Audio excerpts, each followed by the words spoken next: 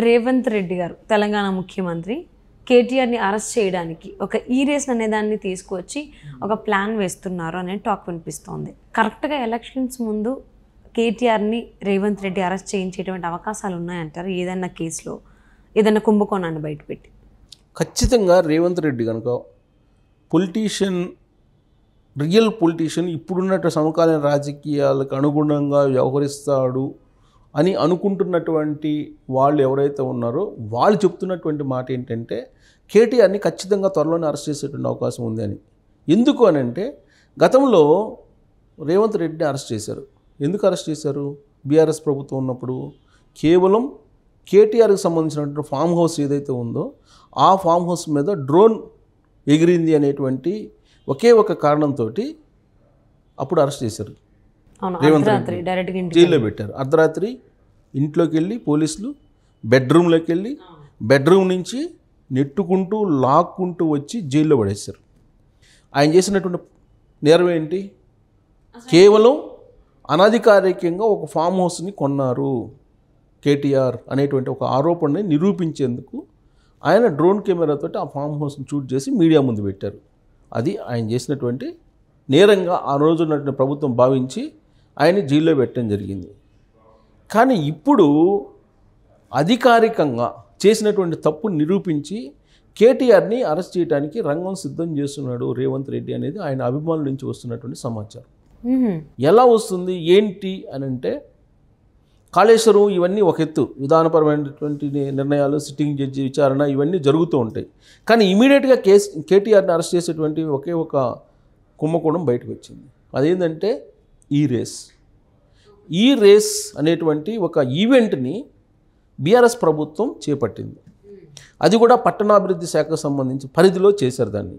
అది కూడా కేటీఆర్ ఆధ్వర్యంలోనే, మంత్రి హోదాలో కేటీఆర్ ఆధ్వర్యంలోనే జరిగినటువంటి రాజకీయ క్రీడ అది ఈ రేస్ అనేది.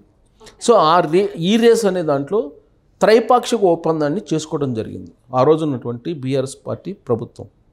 త్రైపాక్షిక ఒప్పందం ఏంటి? ఒకటి ఏబీపీ అనేటువంటిది ఒక కంపెనీ, తర్వాత ఈ రేస్ అనేటువంటిది ఇంకో కంపెనీ, ప్రభుత్వం, ఈ మూడింటి మధ్య జరిగినటువంటి త్రైపాక్షిక ఒప్పందం. సో అక్కడ ఒకటేమో ఏర్పాట్లు చేయాలి, ఒకటేమో టికెట్లు అమ్మాలి, ప్రభుత్వం ఏమో దానికి సంబంధించినటువంటి ఏర్పాట్లకి తగినటువంటి ఏర్పాట్లు చేయాలి. ఇది త్రైపాక్షిక ఒప్పందం బ్రీఫ్గా. సో దాంట్లో త్రైపాక్షిక ఒప్పందం ఏంటి అనేది ఉంది. అయితే ఇక్కడ ఆల్ ఆఫ్ సడన్గా ఈ రేస్ వచ్చేటప్పటికి ద్వైపాక్షిక ఒప్పందం అయింది. అంటే ఆ కంపెనీ ఒక కంపెనీని ఎలివేట్ చేశారు. సంథింగ్ ఏబీపీనో సంథింగ్, అది పేరు నాకు కరెక్ట్గా గుర్తు రావట్లేదు, ఏబీపీనో అది కంపెనీ పేరు. సో ఆ కంపెనీని ఎలివేట్ చేశారు. డైరెక్ట్గా ఈ రేస్ అనేటువంటి సంస్థ ద్వైపాక్షిక ఒప్పందం కుదుర్చుకున్నారు. సరే, త్రైపాక్షిక ఒప్పందం ఫస్ట్ ముగ్గురు వచ్చారు, ముగ్గురుతో ఒప్పందం కుదిరింది ముగ్గురు మధ్య. అంటే ప్రభుత్వం ఒక పార్టీ, మిగతా రెండు కంపెనీలు, రెండు పార్టీలు, మొత్తం ముగ్గురు. ఆ తర్వాత ఒక కంపెనీ ఎలిమినేట్ చేశారు, ఇంకో కంపెనీ ఉంది, దాంతో ప్రభుత్వం ఒప్పందం చేసుకుంది. అయితే అది క్యాబినెట్లో పెట్టాలి. ఓకే, ఎందుకు 100 కోట్లకు పైబడినంత ఖచ్చితంగా క్యాబినెట్లో పెట్టాలి. క్యాబినెట్లో పెట్టలేదు. క్యాబినెట్లో పెట్టకుండా ఈ రేస్ అనేటువంటి కంపెనీకి 55 కోట్ల రూపాయలు నోట్ ఫైల్ రాసి 55 కోట్ల రూపాయలు శాంక్షన్ చేస్తూ ఆ రోజు ఉన్నటువంటి ఐటీ పట్టణాభివృద్ధి శాఖ మంత్రి కేటీఆర్ ఒక నిర్ణయం తీసుకున్నారు. దానికి సంబంధించిన నోట్ ఫైల్ని కూడా ఇప్పుడు బయటికి తీసింది ఇప్పుడున్నటువంటి కాంగ్రెస్ పార్టీ ప్రభుత్వం. ఈ విషయాన్ని డిప్యూటీ సీఎం బట్టి విక్రమార్కే బయటపెట్టారు. బయటపెట్టి 55 కోట్ల రూపాయలు ఇవ్వటంతో పాటు మళ్ళీ రెండో విడత దాదాపుగా ఇంకొక 65 కోట్ల రూపాయలు ఇచ్చేలాగా ఆ ఒప్పందం ఉంది. మొత్తం కలిపి 125, సుమారుగా 125 కోట్ల రూపాయల డీల్ ఇది.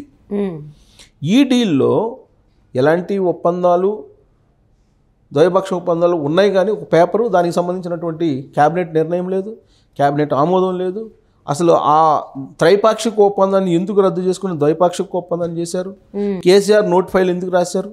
అసలు ఈ రేస్ కంపెనీకి 55 కోట్లు ఎందుకు ఇచ్చారు? మళ్ళీ ఇప్పుడు అసలు ఎందుకు బయటకు వచ్చిందంటే అది మాకు ఇవ్వాల్సినటువంటి 125 కోట్లు 55 కోట్లు ఇచ్చారు, మిగతా అమౌంట్ మాకు రావాలని చెప్పి వాళ్ళు నోటీస్ పంపించారు ప్రభుత్వానికి. దాంతో మొత్తం తీగలాగితే డొంకంతా బయటపడింది. సో ఇప్పుడు ఈ కేసుని బేస్ చేసుకొని కేటీఆర్ని త్వరలోనే అరెస్ట్ చేసేటువంటి అవకాశం ఉంది అనేది ఇప్పుడు వినిపిస్తుంది.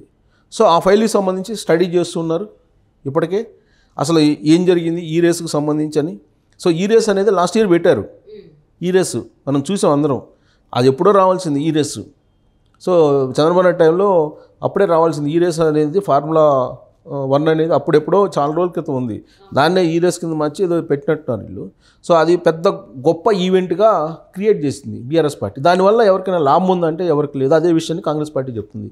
ఈ 125 కోట్లు పెట్టారు కదా, దీనివల్ల ఎవరికైనా లాభం ఉందా అనేటువంటి ప్రశ్న ఇప్పుడు డిప్యూటీ సీఎం బట్టి విక్రమార్క అంటున్నారు. ఎవరైనా లాభపడ్డారంటే దీంట్లో కేటీఆర్ లాభపడ్డారు. కేటీఆర్ 125 కోట్ల రూపాయలకు సంబంధించి కేటీఆర్ సమాధానం చెప్పాలి. దీనివల్ల తెలంగాణ సమాజానికి ఎలాంటి ఉపయోగం లేకపోగా ఒక ఫ్రాడ్ జరిగింది. సో ఈ ఫ్రాడ్కి ఆ రోజు మంత్రిగా ఉన్నటువంటి కేటీఆర్ఏ బాధ్యులు వహించాలి. ప్లస్ దానికి సంబంధించి నోట్ ఫైల్ కూడా ఉంది. ప్లస్ ఆయన ఫోన్ చేసి అధికారులకు చెప్పారు ఆ డబ్బులు రిలీజ్ చేయమని చెప్పి. ఓరల్గా చెప్తే 55 కోట్లు ఎలా ఇస్తారు. సో ఇలా ఇప్పుడు కాంగ్రెస్ పార్టీ ప్రభుత్వం ఆ ఫైల్ని బయటికి తీసింది. సో దీంతో త్వరలోనే కేటీఆర్ని అరెస్ట్ చేసే అవకాశం ఉంది, రేవంత్ రెడ్డి ఒక డెసిషన్ తీసుకునే అవకాశం ఉంది అనేది తెలుస్తుంది. ఎందుకంటే ఆ రోజున కేవలం డ్రోన్ కెమెరాని ఎగిరేస్తేనే జైల్లో పెట్టారు కదా రేవంత్ రెడ్డిని. ఇవాళ అఫీషియల్గా ఆన్ రికార్డు 125 కోట్ల రూపాయలకు సంబంధించినటువంటి వ్యవహారం బయటపడింది కదా. సో దీన్ని తెలంగాణ సిఐడికి, ఏపీ సిఐడి అక్కడ ఎలా చేస్తుందో అలాగే తెలంగాణ సిఐడికి అప్పచెప్పి తెలంగాణ సిఐడి చేత కేటీఆర్ని అరెస్ట్ చేసి లోపల వేయించాలనేటువంటి ఒక ప్రయత్నం, ఒక వ్యూహం కాంగ్రెస్ పార్టీలో నడుస్తూ ఉంది. అంటే ఇలా జరిగితే ఇప్పుడు రేవంత్ రెడ్డిని కూడా కక్షపూరితంగా చేస్తున్నాడని చెప్పేసి కామెంట్ చేయరా? అందుకే అలా చేస్తారని చెప్పి అప్పుడు డ్రోన్ కెమెరా ఎగరేస్తేనే కక్షపూరితంగా చేసి లోపలేశారన్నారు కదా, ఇప్పుడు చట్టబద్ధంగా చేయడానికి రెడీ అవుతున్నాడు ఓకే రేవంత్ రెడ్డి. దానికి సంబంధించిన ఫైల్ని ఎవరి చేత మూవ్ చేపిస్తున్నారు? డిప్యూటీ సీఎంగా ఉన్నటువంటి బట్టి విక్రమార్క చేత మూవ్ చేపిస్తున్నారు. సో ఆన్ రికార్డు దొరికారు కదా, అక్కడ ఆన్ రికార్డు దొరకలేదు. అసలు ఆ డ్రోన్ ఎగరేసింది రేవంత్ రెడ్డి అని చెప్పి ప్రూవ్ చేయలేకపోయారు అప్పుడు. కానీ రేవంత్ రెడ్డి అనే అనుమానంతో అప్పుడు తీసుకెళ్లి జైల్లో పెట్టారు ఆయన్ని. అర్ధరాత్రి పూట ఇంటికి వెళ్ళి ఏ విధంగా చేశారో చూశారు. కానీ ఇప్పుడు ఆన్ రికార్డు ఉంది ఇది, ఈ రేస్ అని, ఈ రేస్ విత్ ప్రూఫ్స్ ఉన్నాయి. సో ఈ ప్రూఫ్లను బేస్ చేసుకొని కేటీఆర్ని త్వరలోనే తెలంగాణ సిఐడి అరెస్ట్ చేసే అవకాశం ఉంది. ఇప్పటికే తెలంగాణ పోలీస్ దాని మీద ఫైల్ తయారు చేస్తుంది. దానికి సంబంధించి పర్యవేక్షణ కూడా తెలంగాణ ప్రభుత్వం చేస్తుంది. ఏ రోజైనా సరే కేటీఆర్ని అరెస్ట్ చేసేటువంటి అవకాశం ఉందని చెప్పి ఇప్పుడు సచివాలయ వర్గంలో జరుగుతున్నటువంటి ఒక పెద్ద చర్చ.